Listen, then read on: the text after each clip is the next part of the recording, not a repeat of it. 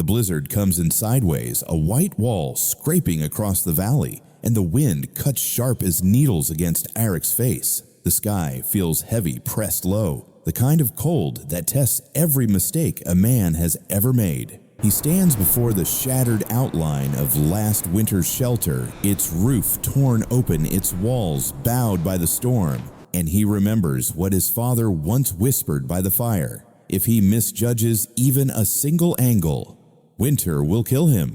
It always does. He has no nails, no steel, only his hands and the earth beneath his boots. But the North has taught him something older than timber and stone.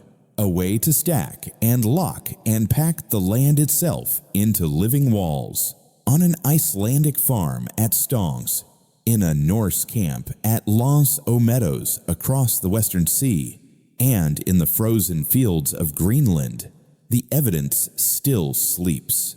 They built roofs the wind could not break because they used the wind's oldest enemy, the earth. So how does a house made of turf and woven roots stand stronger than a blizzard? And why can so few rebuild it now?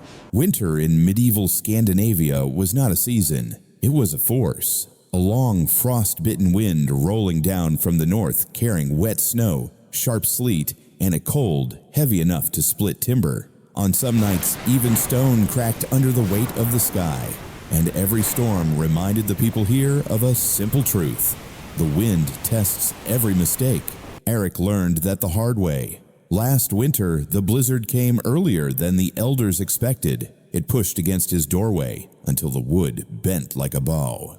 Then one final gust tore it from its hinges. Snow poured across the floor, smothering the fire, filling the room with a muffled silence under drifting white. In the dark, he felt the house shiver, and he felt a fear older than memory. But this land, brutal as it is, never tried to kill its people outright. It simply demanded that they build the right way, that they use what the land gave them.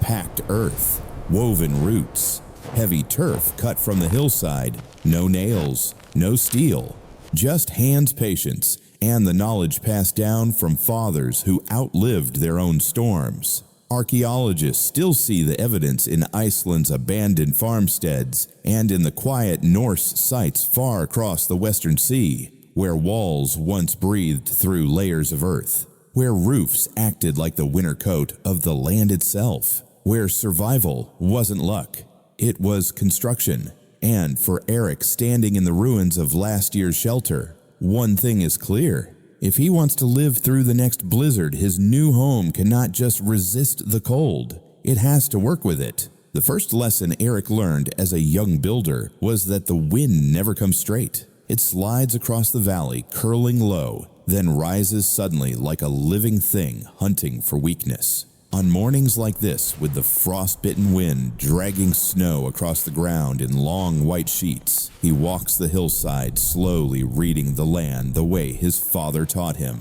The North always gives a warning. You just have to know how to listen. At old Icelandic farmsteads and in the frozen Norse ruins of Greenland, archaeologists noticed the same quiet pattern. Every house turned its back to the north wind. Every single one. Not by chance, by survival. Eric grips his windstick, a simple branch, shaved smooth.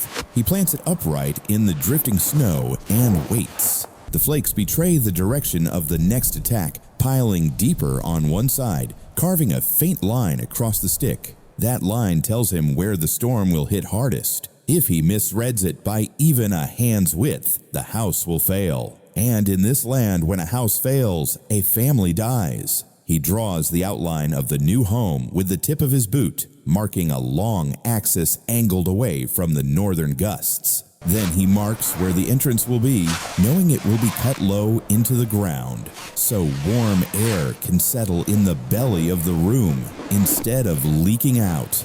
A small doorway is not an inconvenience here. It is a shield, a trap for cold air, a promise of heat. When the wind strikes the sloped backside of a turf roof, something quiet and powerful happens. The lift disappears. The pressure drops. The storm is forced to slide up and over, sending the snow shearing off toward the hill. And without lift, there is no suction. Without suction, the roof stays anchored. What would tear a wooden cottage to pieces simply rolls off this earthen skin as if the house were wearing the winter coat of the land itself. Storm after storm, the pattern repeats. The harder the wind pushes, the tighter the house holds. The deeper the snow seals its sides, the stronger it becomes, a living fortress. And Eric knows, standing in the cold, with the wind stick in his hand, that choosing the right direction is not superstition. It is the foundation of survival. The wind sharpens as the day grows colder, dragging long ribbons of snow across the ground. Eric can feel it testing him, sliding along his shoulders, circling his legs, searching for a weakness, the way it searched his old house last winter. He knows this behavior well. The wind never comes alone. It brings pressure force and the kind of hunger that can peel a home open if you build with even a shred of pride. But he also knows something else. The land offers its own shield. Archaeologists walking the old Icelandic farmsteads noticed it first. Long ridges of earth berms running beside the foundations, always positioned along the wind's path. Not decoration, not waste piles, but a quiet, invisible wall against the blizzard. A shaped piece of the hill meant to tame the storm. Eric chooses a spot just above the new house line. He lifts the first shovel of soil, the ground stiff with cold, and begins carving a low curved wall from the hill itself. A berm should stand no higher than a man's waist, high enough to break the wind, low enough to guide it. He shapes the slope with his boots, smoothing the angle so the gale won't slam into it, but instead slide upward, losing bite. Then comes the packing. He stomps each layer with the rhythm his father taught him. Slow, steady, sure. At Stong, archaeologists found compressed footprints frozen in the soil, layers the same pattern of careful steps Eric takes now. Proof that this was not guesswork. It was engineering written in earth. He braces the outer edge with scattered stones, locking the berm in place so rain and meltwater won't steal it away. With every step, the structure grows denser, heavier, more willing to stand its ground. To the eye, it is nothing, just a soft rise of earth. But to the wind, it is an obstacle it cannot swallow. When the next storm comes roaring down the valley, the berm rises first to meet it. The wind climbs the slope, lifts higher than the roofline, and spends its fury above the house instead of through it. The snow follows the same path, carried over the dwelling instead of slammed into its walls. Inside, the change is immediate. The walls stop trembling. The cold stops creeping. The fire barely flickers. Silence. And in that silence, Eric understands why his ancestors shaped the earth before they shaped the home. A house survives the storm because the hill stands guard. The cold settles deeper as the day wears on, the kind of cold that presses into the bones of the earth and makes the ground feel older, heavier. Eric kneels beside the cut line of the house and runs his hand across the frozen turf. It feels alive in its own way. Woven roots packed soil moisture locked beneath the surface. His father once told him that turf remembers warmth better than wood ever could. And today, he's going to prove it. Across Iceland at Stong, in the Norse homes of Greenland, and even at the far western site we now call Lands o' Meadows, archaeologists found something remarkable. Walls built not from timber, but from earth. Thick walls, 1 to 1.5 meters, sometimes doubled like the lungs of the house, breathing quietly beneath the winter sky. Eric begins the old sequence: cut, lift, stack. He drives the turf knife into the ground, carving out blocks shaped like heavy loaves of bread. Each one carries strands of root that bind the soil like natural rebar. He lifts them carefully, as if handling warm bricks instead of frozen earth, and sets them down in a zigzag pattern, interlocking, bracing, locking the wall against the wind before the roof even exists. Then comes the heart of the design, the double wall. He builds a second line of turf parallel to the first, leaving a narrow space between them. Not empty, not wasted, but filled with air, the most faithful insulation nature ever made. Air slows the cold. Moist turf traps the warmth. Together they form a thermal armor the storm cannot reason with. He packs soil into the gaps sealing the walls until they feel like part of the hillside itself. Every block pressed down with a grunt, every seam anchored with a stomp. Microarchaeology at Stong shows the same compression marks in the ancient layers, proof that men long before Erik shaped their walls with this exact rhythm. When he steps back, the wall stands dark and solid under the heavy sky. The wind hits it first as a test, but the turf doesn't shudder. It absorbs, it softens, it returns nothing. Later, when the winter deepens, Erik will rest his palm against this wall and feel something astonishing. Warmth, not from fire, not from luck, but from the living earth itself. The cold always gathers at the doorway first. Erik feels it every time he walks past the spot where last winter's storm broke through, how the wind slid low across the ground, how the snow crawled in like a living thing hunting for warmth. He remembers the moment the old door failed, the hinge snapping, the room filling with a muffled white silence that swallowed the fire in seconds. A house can survive a broken wall, but a broken entrance, that is death. So this time he starts where survival truly begins.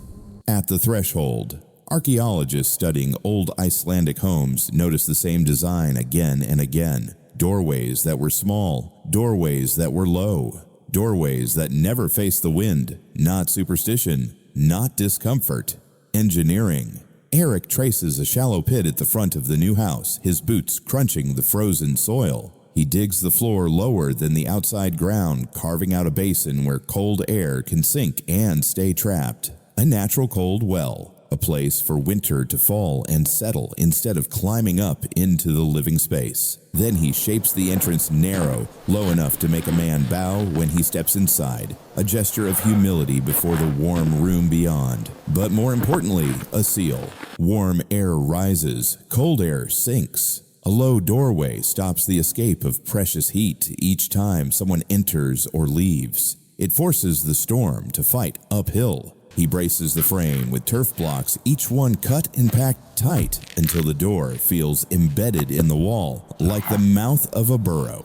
At Stung, researchers found traces of compacted soil right at the threshold, signs of repeated footwork, reinforcement, and careful shaping. A reminder that this was not a weak point. It was the most protected feature of the home. When Erik steps back, the entrance looks almost too small for comfort. But comfort is a luxury for summer. Winter demands discipline. Winter demands design. And when the blizzard finally arrives, roaring and clawing at the hillside, the door holds. Even when the wind rises. Even when the snow pounds the walls. Even when the night turns sharp and merciless. The warm air stays inside. The cold stays trapped below. By morning, the fire still breathes. And Erik knows the truth. A small doorway does more than keep the storm out. It keeps life in. The roof is always the last piece Erik touches and the one he fears the most. Walls can endure. Doors can be replaced. But a roof is a promise, a shield, a second skin. If it fails, the storm walks straight into the heart of the home. He stands beneath the heavy sky, the frost-bitten wind cutting across the ridge, and knows this is where the house either lives or dies. Archaeologists call the turf roof one of the most brilliant northern inventions, tougher than timber, warmer than stone, and stubborn enough to defy the very blizzards that sculpted the land around it. But building it is a craft of patience. Erik begins with the frame, an A shape of precious timber, each beam lifted and braced with care. Wood is rare here. Every piece counts. He anchors the ridge beam, checks the angle twice, then seals the skeleton with sheets of birch bark. Bark is nature's waterproofing. Thin, flexible, resistant. A quiet barrier against the melt and freeze cycles of winter. Then comes the turf. The living bricks. He cuts each block with his turf knife, lifts them with both hands, and stacks them across the frame in alternating directions. Roots interlock with roots. Soil locks into soil. Every reversed layer tightens the armor. Every seam becomes a stitch. Soon the roof looks less like a man-made structure and more like the hillside lowering itself toward the house. He shapes a gentle slope, not too steep, not too flat, just enough for the snow to slip away instead of crushing down. A turf roof does not fight the winter. It works with it. Outside, the storm may hammer the house. Snow may pound hard enough to shake the valley. Wind may scream across the ridge like a blade. But inside, silence. The turf muffles the world. The warmth gathers under the living skin of the roof like a heavy blanket pulled close at night. And then something remarkable happens. As the fire burns through the long winter nights, a faint heat rises and dries the underside of the turf. Slowly, gradually, day after day, the roof hardens. It tightens. It becomes stronger than the day it was built. By the time the worst blizzard arrives, the roof no longer feels fragile. It feels ancient, rooted, unmovable. And Eric smiles because he knows this is not just a roof. It is the house's winter armor. The night the blizzard finally arrives, it does not creep in. It attacks. A wall of white slams across the valley, the frost-bitten wind screaming like something alive. The house shudders first, just a tremor, then another stronger, as if the storm is testing every choice Eric made. Snow hits the roof in heavy fists. The berm takes the first blow, bending the wind upward. The turf walls groan, but do not give. The doorway stays dark and still holding the warm air like a cupped hand. Inside, Eric stands by the fire, watching the shadows shake. He has felt storms like this tear apart wooden homes, lift roofs straight into the night, and scatter families into the snow.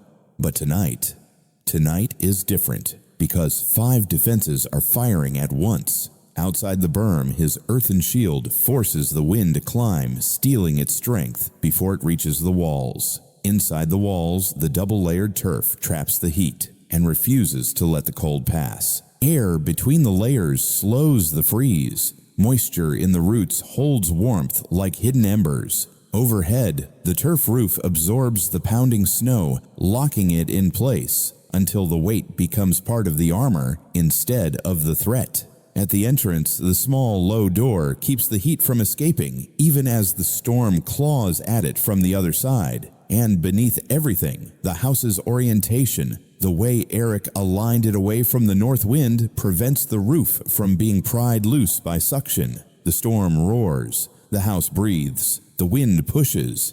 The earth pushes back. A gust slams against the roof hard enough to shake the rafters. Eric feels the vibration in his ribs. Snow pours over the berm. The valley disappears behind a sheet of white. But the home stands its living walls, holding firm, its roof acting like the winter coat of the land itself. Minutes stretch into an hour, then 2. The storm does not weaken, but it also does not win. Inside, the fire barely flickers. The air stays warm enough to touch, and the silence between the gusts grows longer. Tonight, Eric understands the genius of his ancestors, not in their strength against the wind, but in the way they learned to shape a home that works with it. Morning comes quietly in the north, not with sunlight, but with a pale, muted glow pressing through a world buried in white. The storm has passed. The wind has lost its teeth. And outside Eric's doorway, the snow lies more than a meter deep, smooth, untouched, heavy as a held breath. Inside the hearth is little more than a ring of embers, but when Eric brushes his hand across the ash, he feels it. Warmth, still alive, still holding on after a night that should have stolen everything. He pushes open the small low door. Cold air rushes in sharp but harmless. Eric steps outside, boots sinking deep into the drift, and turns to look at the home he built with his own hands. The turf roof is curved and steady under its new shell of snow. The berm is half hidden but firm. The double walls stand as if carved from the earth itself. The house does not look battered. It looks rooted, as if the mountain extended one more shoulder into the valley. And for the first time since he began rebuilding, Eric lets out a long breath. Not from exhaustion, from recognition. What he rebuilt was not merely a shelter, it was a conversation with the land. And the land had answered gently. At Stong and in the Greenland settlements, archaeologists found walls hardened by centuries of storms homes that grew stronger because the people who built them understood one truth. You cannot force nature to yield. You must build the way nature builds. He kneels, presses his hand to the packed earth at the base of the wall, and feels the warmth seeping outward like the slow heartbeat of the ground. They didn't fight the world he thinks. They learned to shape themselves to it. It's a lesson modern builders rarely hear. We reach for steel, for concrete, for power tools, for anything that looks strong.